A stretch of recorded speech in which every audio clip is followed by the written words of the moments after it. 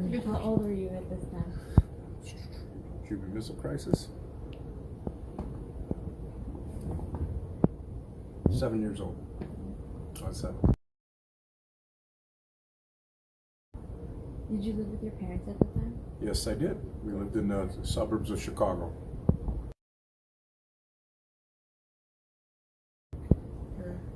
My parents worked, my mom stayed home, and my dad worked in the suburbs of Chicago.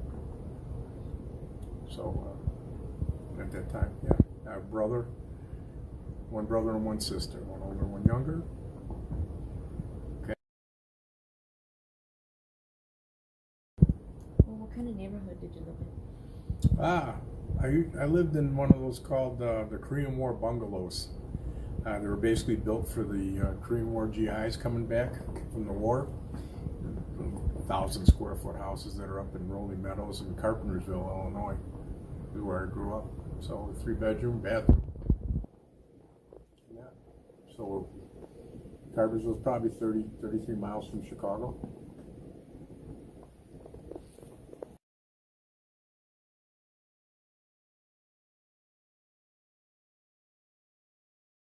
When did you realize that your parents, or when did your parents find out about the Cuban Missile Crisis? It was on all the news channels, even though it was only like 2, 5, 7, or 11, and Channel 9. That's all the channels that we had, and the newspaper was the mainstream of information in that time. So it was big news, big news.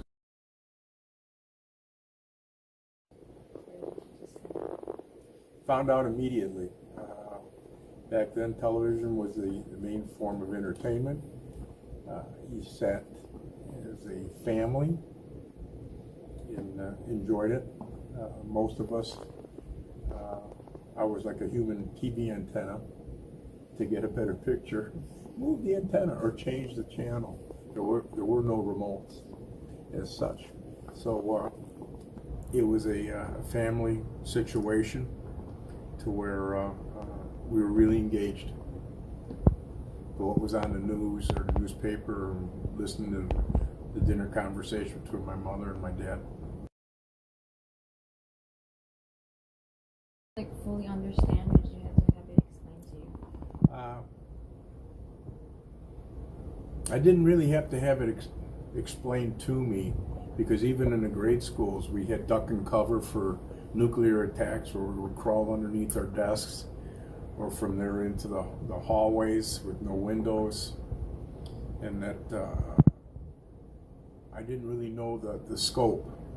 Just that growing up through the 50s, McCarthyisms and the Big Red Scare, and of course the process of basically being nuked was every day that Russia was the bad guys that we grew up with, and the fear of them, because they were always we were always told that they were the aggressors. Did you watch like any propaganda cartoons? We would watch maybe a film on duck and cover at the school, but that would be the only. Are you talking propaganda from the Russians or propaganda from the United States? United States. Oh, absolutely. Honors that do no wrong. We expected them to be very honest to us because they represented us involved. And it was a different era. That we believed what they told us was the gospel at that time.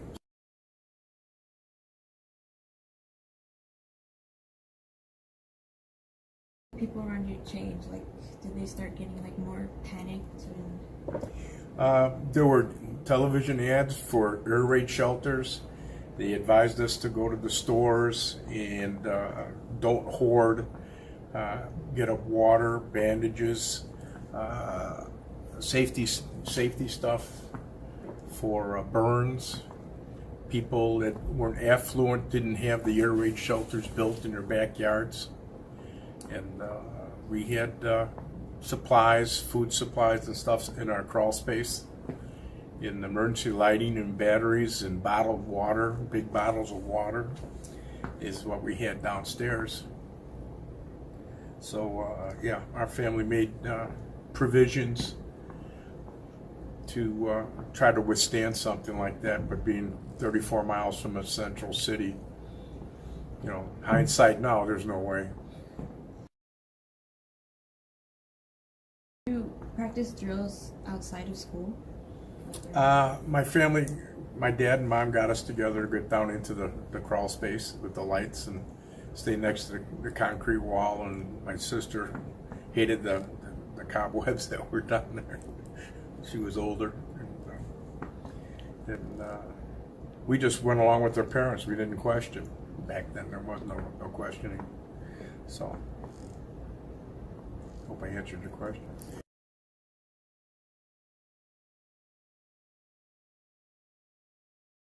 Outside, did you have to like be within a certain distance of the house or anything? We were told that if there was such an attack, we'd have the sirens that go off the first Tuesday every month to head home right away if we heard those, to run home.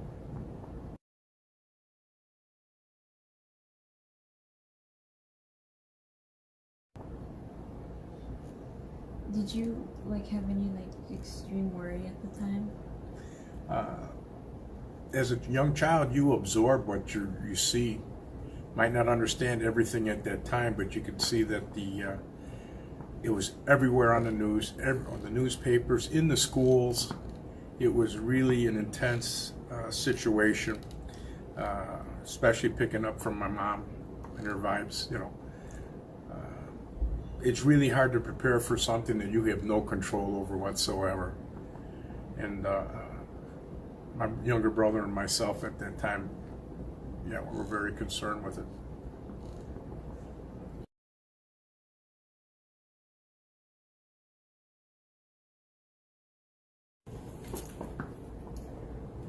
It was on the first thing on the news every single day. Your friend's house, I can remember going to my friend's houses down the block, and their parents were glued to the TV set.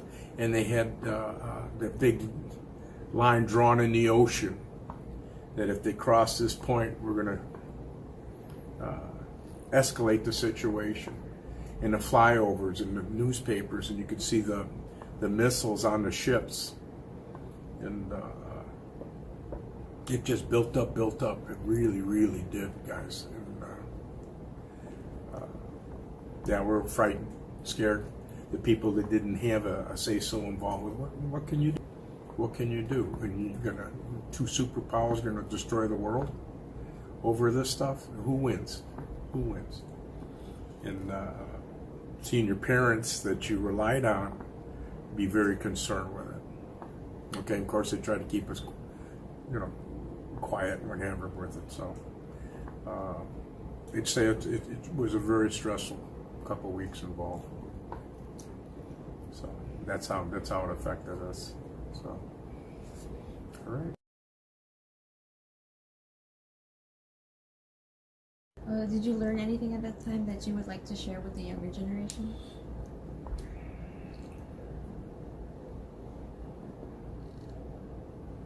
What we learned is through negotiation and diplomacy. Okay, not to reach to irrational solutions to situations. What I know now, what caused an awful lot of that situation, we caused putting missile sites right at the border of Russia and Turkey. Okay, how would we react if they did that? Okay, and that was brought out decades later. Involved. Today, still question your government. There's questions I have. Why can't we see how Kennedy was assassinated in 75 years? Give me a break. Okay.